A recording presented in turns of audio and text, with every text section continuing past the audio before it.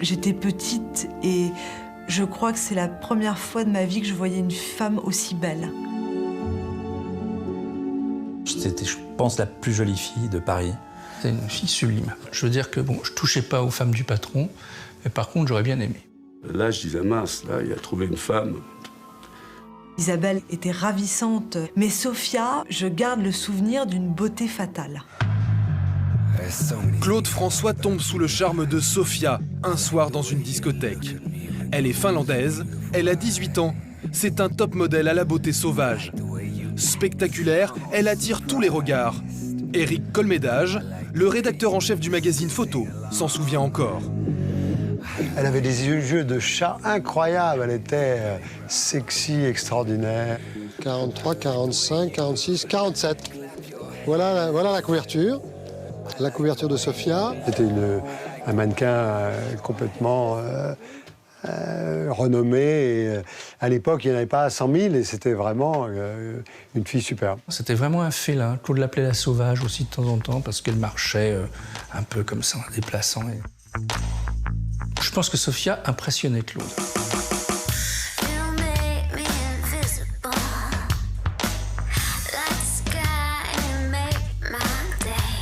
Ils entretenaient une espèce de relation amoureuse violente qui faisait qu'elle était toujours à chaud, cette relation.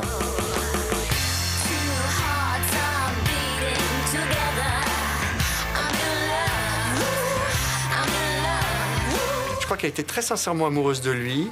Et je crois qu'il avait presque trouvé son maître avec elle. C'est-à-dire qu'elle avait un caractère à peu près aussi facile que le sien. Elle avait tendance à mener Claude un petit peu par le bout du nez et à lui faire des tas de choses. Il y avait Josette Martin qui était obligée de l'emmener chez Cartier, la boutique.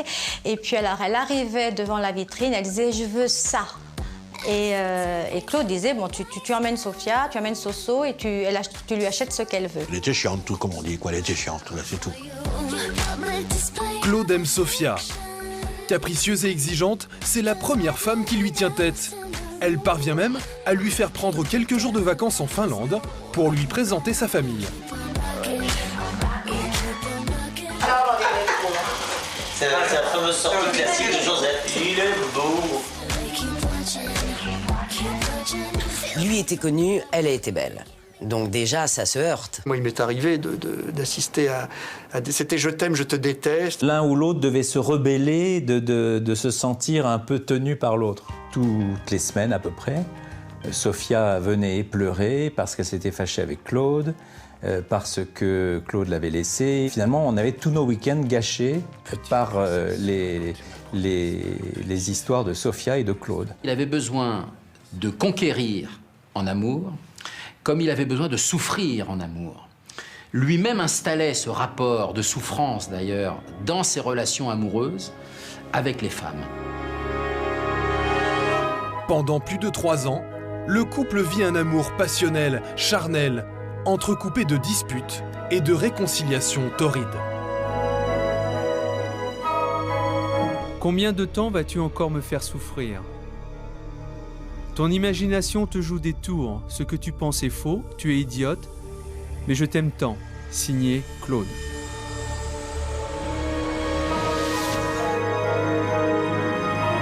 Sophia vit aujourd'hui en Finlande, son pays natal. Plus de 30 ans ont passé. Invalide, elle nous reçoit dans sa résidence d'été, au bord de la mer Baltique. Et elle nous dévoile les raisons de sa rupture avec la star.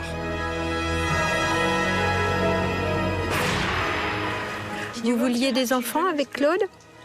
Oui, j'ai été 3 fois enceinte.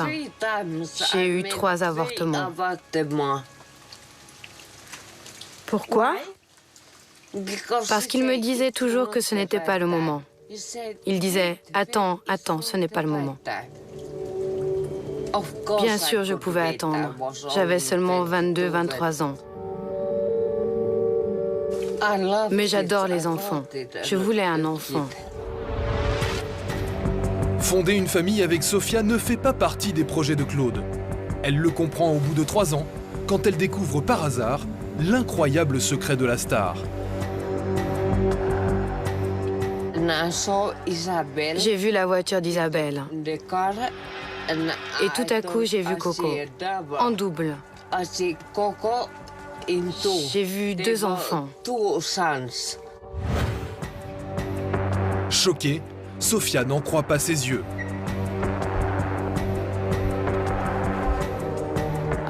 Je lui ai dit, comment peux-tu cacher un enfant? Il m'a répondu qu'il devait penser aux fans qui n'aimeraient pas le voir en père de famille nombreuse. Je lui ai dit, si tu ne le dis pas à la presse que tu as 2 enfants, je le ferai moi-même. Et je ne te reverrai plus jamais. J'étais furieuse à propos de Marc. Je me suis dit que je devais partir. Je dois le quitter, parce que je dois commencer une nouvelle vie. Il promettait tout le temps, promesses, promesses. J'en avais marre de ces promesses. Et ce n'est pas tout. Sofia ne supporte plus cette horde de fans qui pourchasse son amoureux à toute heure du jour et de la nuit, et qui fait le pied de grue à l'entrée de son immeuble. Sofia le sait, Claude la trompe avec les fans dès qu'elle a le dos tourné. On le lui a dit. Sofia déteste les fans qui le lui rendent bien. Les fans étaient lassés de Sofia parce que tous les soirs, Claude, quand il rentrait, elle le voyait arriver dans sa Mercedes, encore Sofia qui était à côté. Elle disait « Ah, encore elle ». Et donc, il ne va pas nous saluer, il va à peine nous dire bonsoir. Et c'était vrai. Il disait « Je suis né comme ça ».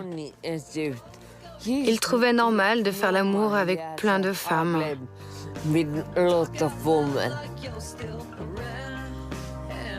C'était un fou de sexe. Claude appelait sa mère quand il engageait un nouveau collaborateur. Il lui demandait d'aller jeter un coup d'œil. Elle sentait la personne et elle lui disait ce qu'elle en pensait. Choufa, comme Claude l'appelle tendrement, arrange aussi les histoires de cœur de son fils. Quand je l'attendais ou qu'il me mentait, je pouvais aller la voir et parler avec elle. Elle était comme ma deuxième mère à Paris, quand nous sommes devenus intimes. À un moment donné, j'ai un coup de fil de Paris qui me demande « Alors, t'es pas mort ?»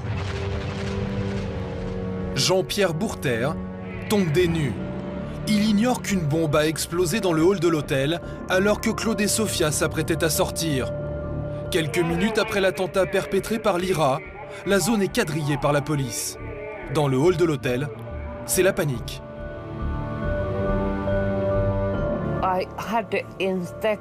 J'avais un mauvais pressentiment. J'ai dit à Claude, il se passe quelque chose. Il y avait une trentaine de policiers. Sur un guéridon de la réception, il y avait un énorme bouquet de fleurs. Je regarde les fleurs et ça explose. Une bombe est située à 20-22 mètres de la sortie des ascenseurs, où arrivent à ce moment-là Claude et Sofia. Toutes les vitres de l'hôtel ont volé en éclats. Tout le monde a encore en mémoire les attentats de Belfast de 1972 qui ont fait 9 morts et 130 blessés. Par miracle, Claude et Sofia sont saufs. From the lift, and 1 minute after it happened.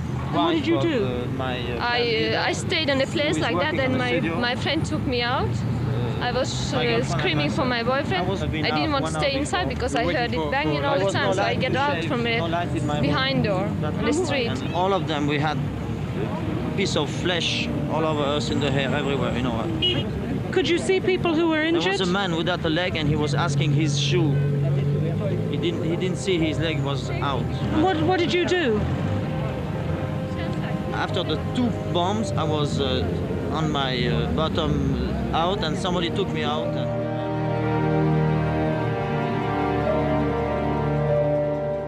Il a eu la chance d'être derrière une personne qui faisait une tête de plus que lui, et cette personne a été décapitée et lui, ça l'a protégé, quoi. Il aurait été devant l'impact, à mon avis, il serait mort.